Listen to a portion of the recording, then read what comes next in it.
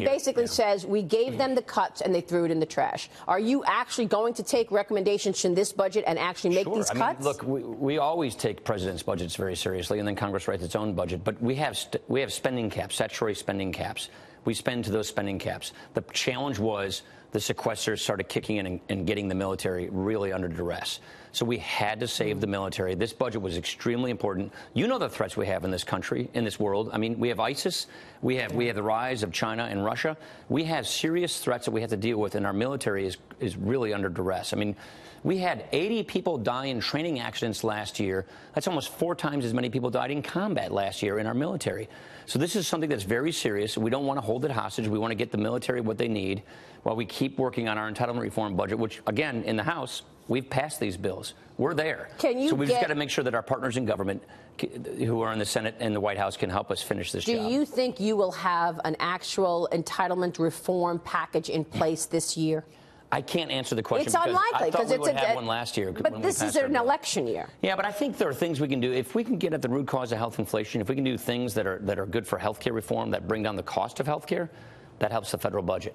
I mean, the challenge is we got about a 90% increase in the retirement population in this country and only a 19% increase in the working population. So we have a demographic challenge. Yes. Combine that with the fact that health care costs rise faster than inflation, than ordinary inflation, these programs. So we have to fix health care if we're going to get away from this debt crisis. Does that mean sacrifice your military in the meantime? No. It means build your military, grow your economy. Look, the reason I was coming on here is to talk about how well tax reform is working, the bonuses that are occurring, the faster economic growth, the capital expenditures.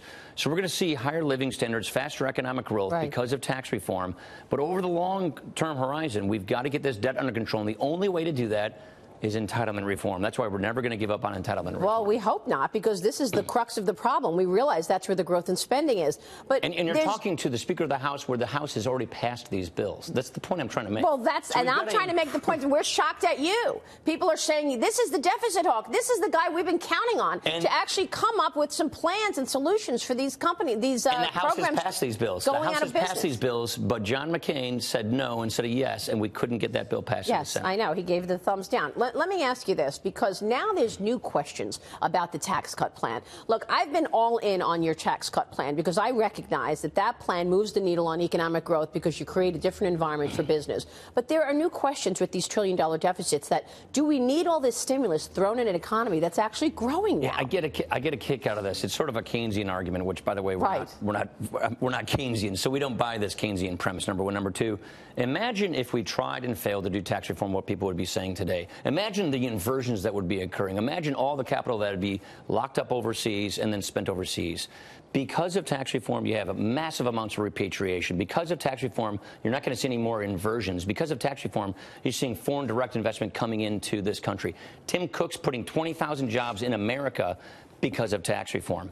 We had the worst tax code in the industrialized world before tax reform. Now we have one of the best tax codes in the industrialized world because of tax reform. It's the basics of economic growth that we've put in place here. Very serious pro-growth policy, higher living standards, more jobs, higher wages. That's good for everybody. People are getting wage increases, bonuses, and tax cuts.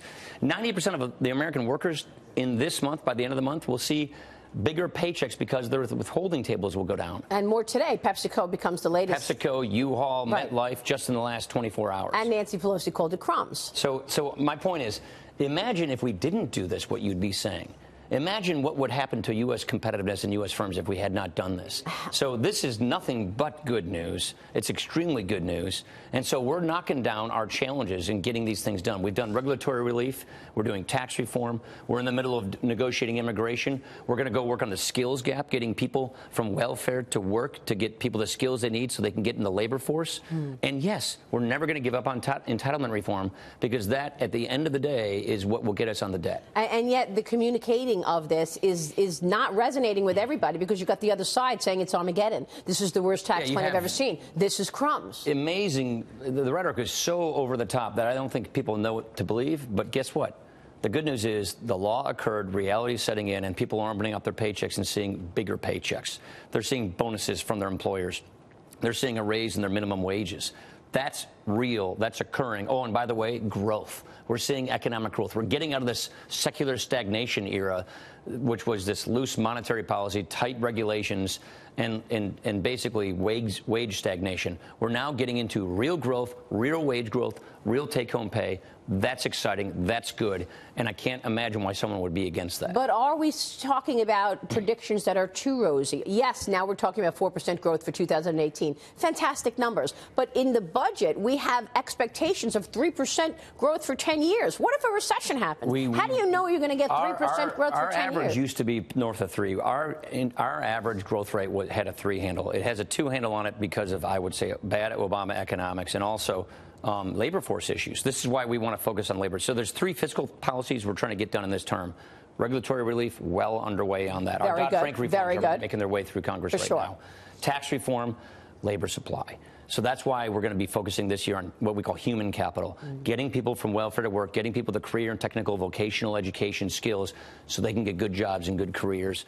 Because that, to me, is the next thing we do. And we get better labor supply, people going from welfare to work, then we are going to have that sustainable average higher than 3% growth. I want to come back to that because I think that that is also partly the immigration story. But with all of these good things that you just outlined, we're still looking at a decline in revenue for the U.S. government. I mean, Mick Mulvaney will admit that, yeah, we're talking about $1 trillion deficits because we're going to get a decline in revenue because of the tax cuts. How do you push back on that? We will see what that looks like. I've seen so many different estimates on this. The point is, I know for a fact that if we had not done this, we would have had more and more firms inverting, more and more capital leaving the country, and we would have had much, much slower economic growth. As a result of tax reform, resetting our tax system, something I've been working on pretty much my adult life, I really believe that we are setting ourselves for a growth period. Is this going to be enough for you to keep the House come November?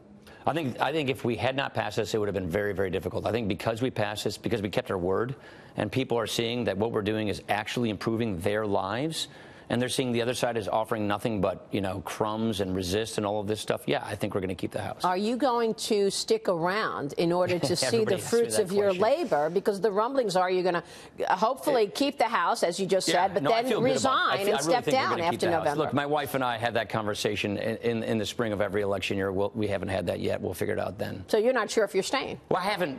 It's something I do every single term. This is my 10th term. I've been in Congress 20 years. So Jan and I have sort of a cyclical decision-making process we go through come filing. So that's something we're going to do like we do every single term down the road. I feel really good where we are. I'm proud of the work we've done. And I really think we've put not just the House Republicans in a good position, but I think we put the country in a good position. We're deregulating. We're growing the economy. We got tax reform. Now we're rebuilding our military, which was in serious need of being rebuilt. And now we're going to go work on getting this immigration problem fixed, getting human capital, getting people's skills, getting people from welfare to work. That's a pretty good 2-year stretch. You've done a lot. Mr. Speaker, you've done a lot. Do you feel like you have a reliable partner in the White House? I do. Because, I mean, the storyline that I hear a lot is from congressmen or even senators. They'll say, you know, we're working on one thing and we're all in on that one thing, whether it's tax reform or something else, and then the president tweets something or says something that he didn't mean, and all of a sudden the media, the focus changes. Yeah, but I hear that. We tell our members, just forget about the white noise. Forget about whatever they're doing on TV, no offense, but just focus on doing our jobs. Real quick, what do you need to do to get a DACA deal done, Speaker Ryan? Well, I think what do you want to get? I think the president put a very sincere, serious offer on the table. It was well balanced. I mean, he put what was really a good faith effort on the table. And I think something that encapsulates those 4 pillars that he talks about, I think that's something that can get passed. The Senate is getting started on this. We're gonna get started on having those conversations with our members right now this week. We'll see what the Senate can produce. We're going to work on it ourselves in the House. But if we stick with the kind of outline that the president talked about, then I think we can get a good deal. Mr. Speaker, it's great to see you. You too, Maria. Thank you so much for joining us. Congratulations. You're getting a lot done. Thank you. We'll be watching. You got to get the entitlement reform, though, in the front and center. That's what everybody's complaining about. We'll be watching. I've been talking about it for years. I know you have. Speaker Paul Ryan there.